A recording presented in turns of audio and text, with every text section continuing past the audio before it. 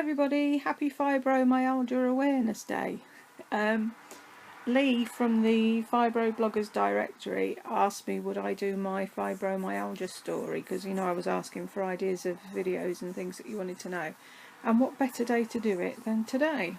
So I'm of the opinion that fibro is stress related, and I will tell you why. Because when I was about 4, my mother and I lived with my gran, who had like a 3-storey house, and it had a basement as well, one of these big houses in London, and she rented out rooms to lodgers, and one of the lodgers came home drunk and dropped a cigarette down the back of the settee, and the whole house went up.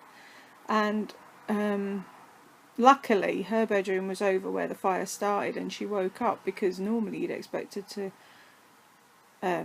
smoke inhalation and it to put her out, but she woke us all up. So we didn't have a phone back then, so my mum dumped me on the front doorstep, great, and ran off to the phone box, and I was sat on the step while the house was burning down, and thankfully a neighbour came out and brought me into her house. So that happened. Then when I was 7, because we moved from that house obviously because it had burnt to the ground, we were in a block of flats, and me and my gran shared a bedroom, and she put the wardrobe up against like a clicky 3-bar fire thing. I don't know if it was to stop me playing with it, or it was the only place in the room that because of our beds and that'd go. Anywho, I had some toys on top of the wardrobe, and my gran was getting ready to go somewhere one day, shut the door, and something fell down the back of the wardrobe, clicked the fire on, and our bedroom burnt down. And I was 7 then, and I came home and the whole thing was black, and it freaked me out no end. Then when I had my son, I had to have an emergency C-section, and they'd given me an epidural earlier on in the day, but what they hadn't realised was it hadn't taken down one side of my body, so I felt them cut me open, and my body went into shock, and I ended up covered in hot towels and whatever forever. And then my son is autistic, but I didn't know that until he got to about 8 years old. So I've been battling all his life to try and figure out A, what was wrong, and B, to get some help. And eventually when we did find out he was autistic, I said to the school, you know, he's autistic, and she went, oh well, he may well be, but he won't get any extra help. So I took him out of school and homeschooled him, and while I was homeschooling him, I noticed that we used to come up to my bedroom, and I'd got this thing on the internet called Juniors. It was great. I don't know where it ever went, but it was really good. And you paid so much for a year, I think it was. And they had all these different lessons on there. And the kids would do the lessons that they had to do. And then I'd get sent a report saying how they'd achieved, what they'd achieved, and what you had to look at and where they could improve and blah, blah, blah, blah. It was really good. So we used to come up here in the afternoon to do that, and he'd sit down at the computer and he'd be on it 2 minutes and I'd be fast asleep on the bed, and I just couldn't keep my eyes open. And then my hands started getting really sore. It was like every joint was really sore, and I couldn't grip things, and it was driving me insane. So eventually I'd been going to the doctors saying my hands are really sore. I hadn't mentioned the fatigue because I didn't think anything of it. I thought it was just me, and so I kept going about my hands, and he was like, try this painkiller, try that painkiller, blah, blah, blah, and none of them worked. And then one day my husband and I were watching the telly, and there was a woman on talking about chronic fatigue syndrome, and it was like, maybe that's what I've got, because what she was saying sort of fit with everything I was saying. So off I went to the doctors again. I said, I think I've got chronic fatigue, and he just laughed at me. And he said, all right, I'll do some tests. So did blood tests, did this test, did that test. As you know, everything came back normal, like it does. So then he said, right, we'll send you for a bone scan. So I had to go to the hospital, and I can't remember, was I injected with something or I drank something? Oh, I have no idea. And they said I couldn't go near my daughter, who was a baby at the time, because I'd be radioactive. And I had to wait half an hour or something, and then lie on this really cold, hard lump of a thing while this camera went up and down. I'm assuming it's a camera. I've no idea what it was. I was so sore when I got off that table, and then I waited for the results. And then I got an appointment to go back to the hospital. Sorry. Walked into this room, and this bloke says, "Oh, you've got fibromyalgia." And I said, "Oh, I thought it was chronic fatigue." And he said, "Oh, they're all the same. Here's a leaflet. Bye." And that was it. So I had no clue what fibromyalgia was, what I was supposed to do about it. They didn't seem to want to give me any help. So I came back and I said to my doctor, "I've got fibro." And he went, "Oh, they only said that because they couldn't think of anything else." And it's like, oh, great. So what are you saying? They're lying? I'm lying? It doesn't exist? What? So he gave me, I'm not sure if I saw it and mentioned it, or he offered the amitriptyline and painkillers. And that was it, basically. I was just left to get on with it. And then I had a follow-up hospital appointment with another doctor who was really nice. And he said, if the pain gets too much, you can have morphine patches. And, there are other options that you can look into. So I was like, oh, cool. And then a few months after that, I think it was, I was there one day and I just felt really dizzy, disorientated. My heart was going 100 miles an hour. I thought I was going to throw up. And I thought, shit, I'm having an allergic reaction to this. So I phoned the doctors and I said, I'm really not well. So I went in and saw them and they were like, yeah, stop the amitriptyline. So I stopped them. And then I was left with like ordinary communal garden painkillers, and the pain drove me insane. It was horrible. And I went in and I said, can I have something else? No. I said, but the hospital said I can have morphine patches. No, you can't. I said, but they said I could have them. No, we're not giving them to you. So I went to PALS, which is, what does that stand for? I have no idea what it stands for. It's a group in the hospital, and basically they mediate between you and your doctor, I think. Anyway, I contacted them and I said, look, the doctor at the hospital said I'm entitled to have morphine patches. My doctor says he's not giving them to me. I'm in agony. I'm not getting any sleep. I can't move. I need something. So they wrote to the doctor and said that they had to give them to me. And so I went to get them, and they were really nasty with me, and then they struck me off. And it was like, oh, great, thanks. So then we went to the other local doctor that we could register with, and he's 100 times worse. So, and now I don't know what to do. It's like, I think we need to move because there's no female doctor where we go. And my daughter Kaylee's 14 now, and she won't show a man anything, obviously, and her periods are all over the place. So I want to go and see somebody, but there isn't anywhere in our area that has a female doctor, and I don't want to bring her to my doctor. I went to see him once and I said, my hair's falling out, and he went, pointing at his bald spot, and it was like, oh, you're a great help, you are. So if you get hold of a decent doctor, please stay with them. If you get anyone that's slightly empathetic at all, because you could end up with people like I've had. I don't know if it's because of where I live or I've just been really unlucky, but no, the doctors here are no help whatsoever. But yeah, so my hands were killing. Eventually I went to the other doctor and he said, well, I've read all your notes and you can go back around. And he tried some other painkillers and they didn't work. And I said the only thing that seemed to help at all in association with the amitriptyline was the amitriptyline. The painkillers and the amitriptyline together was the only thing that seemed to do anything. And so he said, well, try the amitriptyline again. And it was like, oh, okay, I hadn't thought of that. So I did, and thankfully so far nothing's happened. Pardon me. But I did have the same thing with my diabetic tablet. I was on metformin, and then every time I took that happened. I got really dizzy and hot and sweaty and palpitations and God knows what. So I swapped to another one, but I don't think the other one's working, but that's a whole other story, isn't it?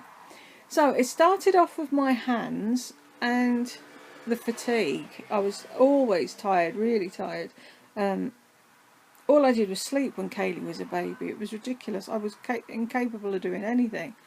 And as the time's gone on, that was 2003, I was finally diagnosed with fibro. And we're where now? 2017, so that's 14 years, is it? It's just got steadily worse. Every day something else has happened. And now, as most of you know, I'm stuck in a room 24/7 because I'm incapable of doing anything. And the latest thing to start driving me insane is numbness, pins and needles, and aching pain in my legs and my arms. So that's fun. The painkillers don't touch that at all. They do nothing. And I don't know what I'm supposed to do for it. No, soaking in a bath wouldn't help, would it? Anyway, I can't even get into a bath and get out of a bath again. So I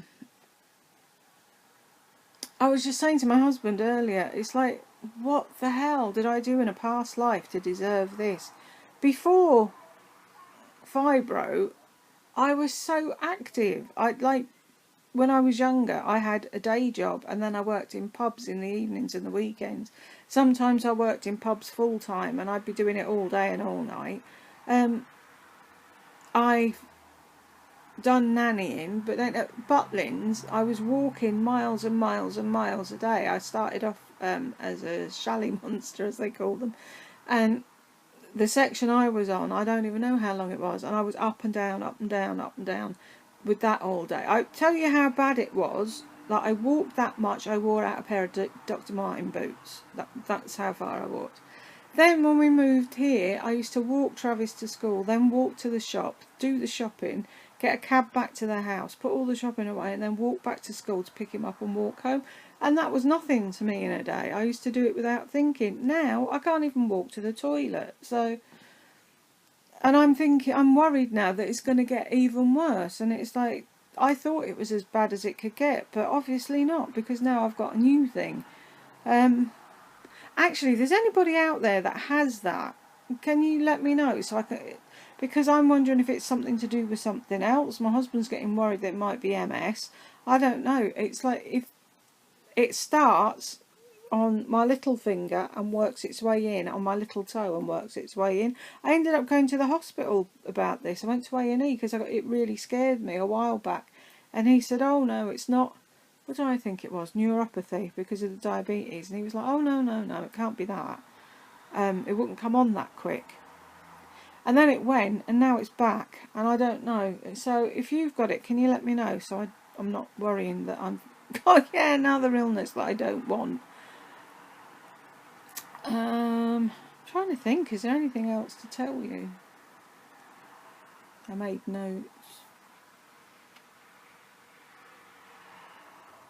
I've covered most of it. See, my son's autistic and my daughter's autistic, and the stress of trying to get them what they're entitled to, and trying to find a school that will accommodate them, or a special school, and it's like you bang your head against a brick wall and nobody listens to you. And it's like, oh, they'll be fine in mainstream school. And my son got bullied no end. Everybody said he was weird, and it's like, you're supposed to be the teachers, aren't you supposed to be doing something? So I took him out of school, and then he was treated like a delinquent and put into groups with children that had been expelled. And it was like, for God's sake, is there nothing in place for... He did, however, thrive at college, but now he can't find a job because there's no work around here. And I don't know, we can't even say that the autism stopped him getting a job, because there isn't any jobs to get, to be honest. I've got Kaylee, who's at a special school, and she hates it. Every night before bed, oh, I've got to go to school tomorrow. And it's like, you'll like it once you get there. No, I won't. I hate it. And it's like, oh, I don't want to be putting her through that either. I'm sure she's learnt more sitting on a computer at home than she's ever learnt at school. She's a very intelligent girl, and she can hold a conversation with anybody. And some of the facts and figures she comes out with, they bamboozle me. I'm just going to check this, because this normally dies at this point, and then I don't know it's stopped. So I'm thinking what I'm going to do is stop it and start it again and beat it at its own game. Hopefully that worked. What was I saying? Yeah, she's really, really intelligent, but I was going to say she's slow. She's slow in doing things. She's meticulous, and she wants everything perfect. And they're like, right, that's it, time's up, come on to the next thing. And it drives her insane, because she can't finish the thing that she was doing to the standard she wants to finish it to. And they're like, oh, you know, she won't da-da-da-da-da. And it's like, yeah, well, maybe you'll have to work around that then. You know, give her something to do and let the others do something else 10 minutes later or whatever. And it's like, why can't they work around the child instead of the child having to conform to that? And this has got nothing to do with fibro, and I'm going off on a tangent, I'm really sorry. But this is why I reckon it's all stress induced. Everybody says trauma. I suppose you could look at the fires and the C-section and that as trauma. But I had trauma when I was younger rather, and then stress with the system when I had Travis. So maybe the two combined. But it's like most people can say, oh, I had a car crash and blah de blah, and that's when it started. And I can't pinpoint when this started. It came on gradually. There wasn't a today I feel great and tomorrow I didn't. It was a gradual thing of the pains in my hands, and then in my feet, and then in my arms, and then things were heavy and stuff like that. And in the last year, 2 years, the brain fog has got worse. That's so annoying. When you're trying to think of things to say, and you know what you want to say, and it just will not come out. And you sound like a total numpty, which is why I won't go on the phone. Even though people keep insisting they want to talk to me. It's like, why can't they email me? What is the big deal that they can't email a person nowadays? But hey-ho. So, if you're out there and you're thinking, I might have it, there is a list of symptoms that you can look up, like on the NHS site and stuff like that. Sorry, I'm just going to have a drink. Throat's so dry.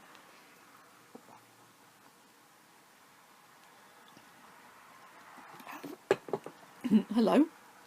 Have a look on the list of symptoms and see what you've got.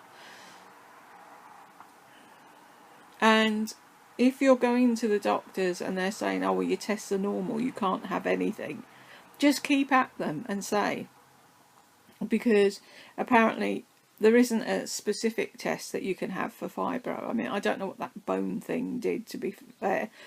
I know people that have been diagnosed and not had that bone thingamy-bob done. Also, the 18 tender spots, that's something to try if you've got a friend or a partner or someone that can push you on, because they show you. You won't have all of them. I don't know anyone that's got all of them. Maybe some people do. I'll have people in the comments now going, I've got all of them, shut up.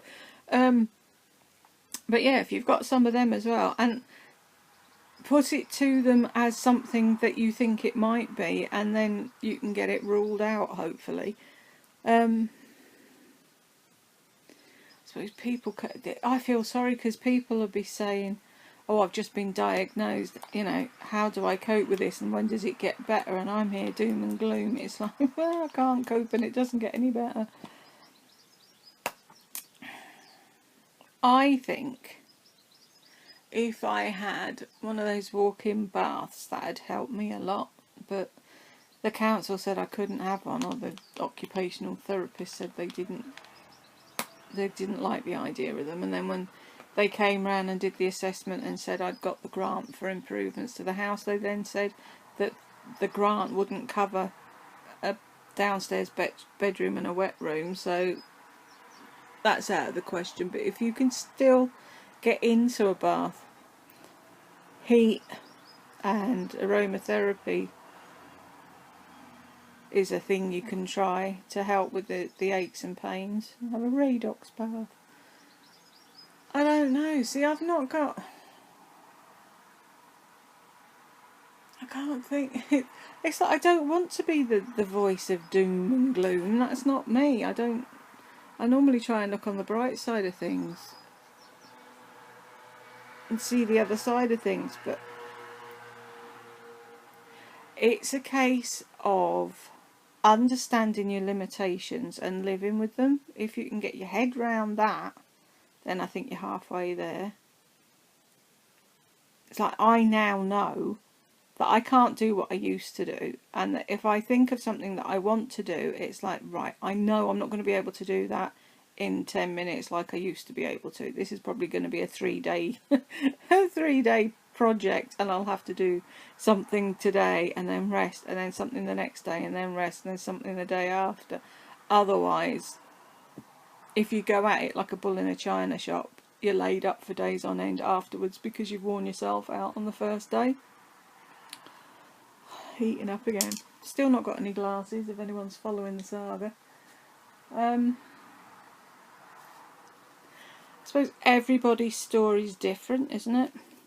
And I love the groups on Facebook where you have people that say, oh, this happened to me, and then 100,000 people go, oh yeah, that's me as well, and the person that asked is like, oh, thank God, I thought I was going around the twist.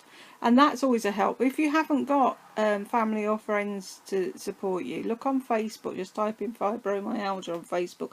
There's loads of groups on there, and like I said, there's the Fibro Bloggers directory. Have a look on there. There's loads of lovely people doing blog posts and running blogs on there. If you look, there's lots of people out there that are offering up help or tips and things that help them. Like I've got, I'll put the playlist in the information box as well. I've got some bits and bobs that help me, and I've done videos on those, so you could have a look at them. We just need to get people aware of the fact that fibromyalgia is real. It's a real thing. It affects people, and that we're not using it as an excuse not to do something. I mean, why would somebody choose to sit in a bedroom for, what is it now, 9 years, and only go out of the house for dentist and doctor's appointments, and never go shopping, never go out to eat, never meet friends for drinks, cinema, you name it? I haven't been out of the house to do anything like that in 14 years, maybe longer. And it's like, oh yeah, I chose to do this. Yeah, nobody chooses to be sick. It's the stupidest thing I've ever heard.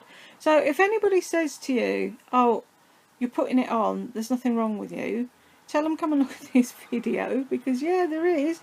And read the blogs, find the information out there, know that you're not alone, because there's lots of us and we all need as much support as we can get. I had a dentist appointment booked, and the kids won't go unless I go because they're autistic. And I was sick again, and I couldn't get out of bed, and my husband phoned to say he was really sorry. First thing in the morning, the appointment wasn't until 4 o'clock in the day, saying, really sorry, we can't come. And they've struck us off because they said I cancelled too many times. And it's like, but if you had my life, you would understand why I cancelled. And it's things like that really piss me off, because it's like, it's a dentist. They are so far and few between. And are you honestly telling me that between 9 o'clock in the morning and 4 o'clock in the afternoon there isn't someone ringing you, begging you for a quick appointment because they're in agony? My appointment would have been gone like that, but oh no, I can't possibly cancel more than a few appointments because, you know. So now we have no dentist, so we have to start finding a dentist. I've only just got my daughter opening her mouth to them and letting them count her teeth. Never mind sit in the chair and looking it with a light and do anything drastic. So now we're going to go back to ground zero and have to start all over again with her, probably, because it'll be a new place, a new dentist, and she'll get all stressed out again. and that stresses me out. In turn, the pain is worse. I tell you another thing that I've noticed, because oh, what's the name? Is it Ronaldo? I'm going to do a separate video on it, but they were asking about, they didn't realise that IBS and fibro were connected. But I think with the IBS, that's stress related as well. That's what used to happen. It'd be like, right, we've got an appointment coming up, so I've got to talk to Kaylee and get her acclimatised to the idea that we're going to go there, and you know, this is what's going to happen, and that's what she's going to do.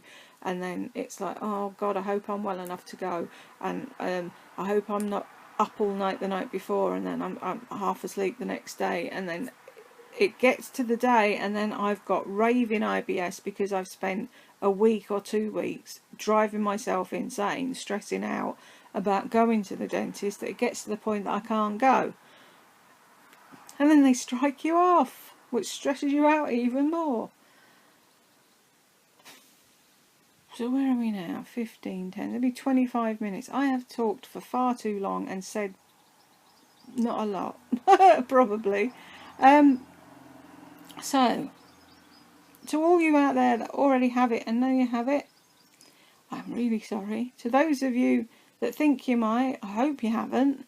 And to those out there that don't believe it's real, there was a nurse I read about a while ago, and she said she never had any sympathy for people with fibromyalgia because she thought it was all in their head.